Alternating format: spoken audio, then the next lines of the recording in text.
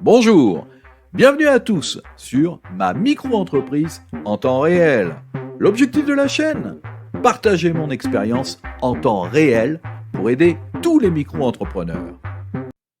Sur l'adjonction d'une activité à votre micro-entreprise, j'ai reçu 4 questions d'une internaute qui me demande, je la cite, « Une fois que j'ai fait l'adjonction pour mon auto-entreprise, comment savoir quoi payer ? À qui payer ? Comment déclarer ? Le montant à dépasser ?» À savoir, pour répondre à toutes ces questions, c'est que vous déclarez votre chiffre d'affaires au CFE, Centre de formalité des entreprises, de votre activité principale. Vous n'avez qu'un seul interlocuteur. Si comme moi donc, votre activité principale est une activité libérale, une seule déclaration de chiffre d'affaires à l'URSSAF, uniquement. C'est donc votre CFE qui appliquera les taux de cotisation qui sont, je le rappelle, pour l'activité commerciale 12,8%, prestations de services qui correspondent généralement à l'activité artisanale 22%, tout comme l'activité libérale 22%. Vous pouvez donc calculer vous-même ce que vous aurez à payer, même en cas de cumul, avec ces taux. Attention néanmoins, il existe une interprétation de l'administration qui peut être différente pour le cumul activité libérale principale plus ajout d'activité commerciale ou prestation de services. Cependant, le montant à payer sera calculé par votre CFE. Vous ne pouvez que le vérifier. En effet, en cas de cumul d'activités, activité commerciale et ou prestation de services et ou activité libérale, une déclaration unique. Je le répète, mais, vous devrez détailler la part du chiffre d'affaires relative à chaque activité, au sein donc d'une déclaration unique. Je le répète encore. Regardez pour l'URSSAF sur cette simulation. Par exemple, chiffre d'affaires des autres prestations et services, je vais mettre 1000. Chiffre d'affaires des prestations de services commerciales artisanales, je vais mettre 1000 aussi. Chiffre d'affaires des ventes de marchandises, je vais mettre 1000. Suivant. Alors, vous voyez, ils vous font le calcul direct. Prestation de service, BIC, c'est-à-dire généralement activité artisanale, vous voyez, 22%, vous avez 220 € à payer. Vente de marchandises, BIC, c'est-à-dire activité commerciale, 12,8%, donc vous avez 128 € à payer. Prestation de service, BNC, 22%, c'est-à-dire activité libérale, je le rappelle, donc vous avez 220 € à payer, plus, je dirais, le reliquat, formation professionnelle libérale obligatoire, c'est-à-dire 0,2%, c'est-à-dire 6 €. Et, regardez, total de la déclaration, 574 €, donc de cotisation. Et ils vous mettent donc bien le total à payer, qui sera de 574 €.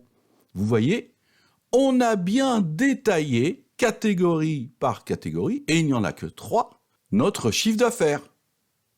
Et c'est donc à l'URSSAF, dans ce cas-ci, que vous paierez toutes vos cotisations, comme vous le voyez sur l'écran. Pour résumer, premièrement, vous déclarez tout au CFE de votre activité principale en détaillant le chiffre d'affaires correspondant à chaque activité. Bien entendu, si votre ou vos activités secondaires appartiennent à la catégorie de votre activité principale, vous ne détaillerez rien.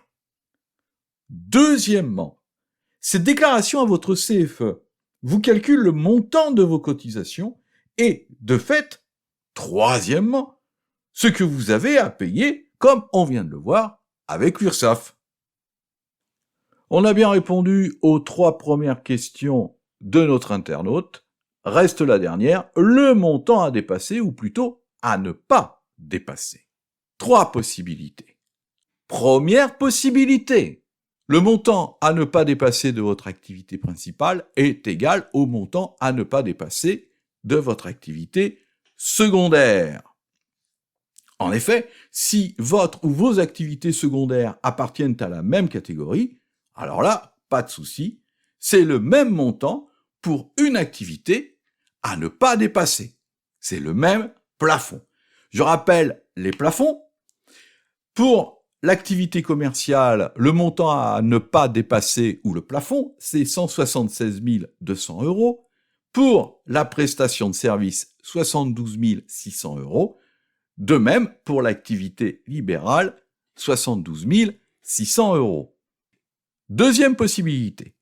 Le montant à ne pas dépasser de votre activité principale est supérieur au montant à ne pas dépasser de votre ou vos activités secondaires. C'est le cas quand votre activité principale est une activité commerciale et que votre ou vos activités secondaires sont de la prestation de services et ou une activité libérale. Et ou parce que, en cas de cumul d'activités, puisque la prestation de service et l'activité libérale ont le même taux de cotisation et le même montant à ne pas dépasser, on peut les associer ensemble. Alors, je disais, activité commerciale comme activité principale plus prestation de service et ou activité libérale comme activité secondaire. Alors, le plus grand montant à ne pas dépasser étant celui de l'activité commerciale, vous ne devrez pas dépasser 176 200 € de chiffre d'affaires. Et dans ce chiffre d'affaires, la part de la prestation de service et ou de l'activité libérale ne devra pas dépasser elle-même 72 600 €.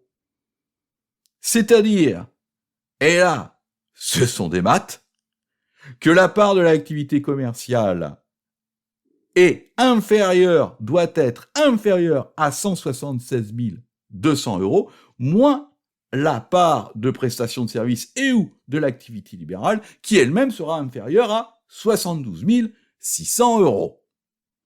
Exemple, si vous faites 10 000 € de chiffre d'affaires dans votre activité secondaire, eh bien, votre activité principale ne devra pas dépasser 176 200 moins 10 000, ce qui est égal à 166 200 €.